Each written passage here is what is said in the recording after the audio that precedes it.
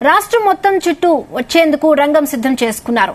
ఒక పక్క వైనాట్ 175 అంటూ జగన్ జిల్లాల యాత్రకు సిద్ధమవుతూ ఉండగా అన్నకు పోటీగా కార్యాచరణకు తెరతీశారు.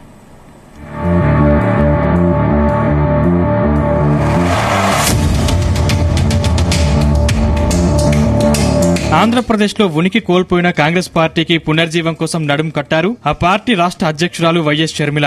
ఇందుకోసం రాష్ట్రాన్ని చుట్టి రానున్నారు. ముందుగా పార్టీ నేతలతో జిల్లాల వారీగా సమీక్షలు నిర్వహించనున్నారు.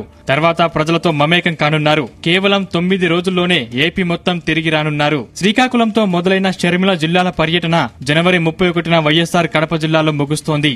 ఈ జిల్లాల పర్యటనలో వివిధ జిల్లాల్లో పార్టీ నేతలు కార్యకర్తలతో సమీక్ష సమావేశం ఉంటుంది. ఆ సమావేశాల ద్వారా జిల్లాలో పార్టీ పరిస్థితి ఎలా ఉందనేది అంచనా వేయనున్నారు. పార్టీ బలోపేతానికి ఏం చేయాలో నేతలకు దిశానిర్దేశం చేయనున్నారు.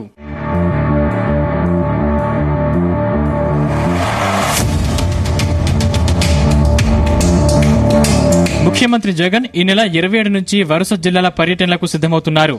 27న భీమిలిలో భారీ సభలో పాల్గొంటున్నారు. ఆ తరువాత ప్రాంతాల వారీగా కేడర్తో మమేకం కానున్నారు. ఇక ఫిబ్రవరిలో అసెంబ్లీ సమావేశాల తర్వాత ఎన్నికల ప్రచారం ప్రారంభించాలని ముఖ్యమంత్రి భావిస్తున్నట్లు తెలుస్తోంది. టీడీపీ జనసేన పొత్తులో భాగంగా చంద్రబాబు పవన్ కలిసి సభల్లో పాల్గొనున్నారు.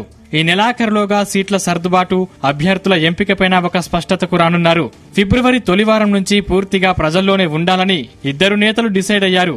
దీంతో అటు అధికార వైసీపీ విపక్ష టీడీపీ జనసేన కూటమికి పోటీగా రాష్ట్ర యాత్ర చేపట్టారు షర్మిల.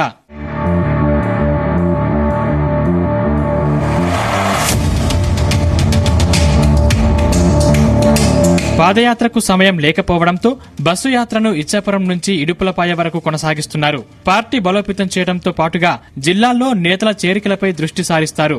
ప్రభుత్వ వైఫల్యాలు ఇతర విపక్ష పార్టీల వైఖరిని షర్మిల ప్రధానంగా టార్గెట్ చేస్తున్నారు. ముఖ్యంగా వైసీపీని కార్నర్ చేయడంపైనే షర్మిల ఎక్కువ ఫోకస్ పెడుతున్నట్లు తెలుస్తోంది.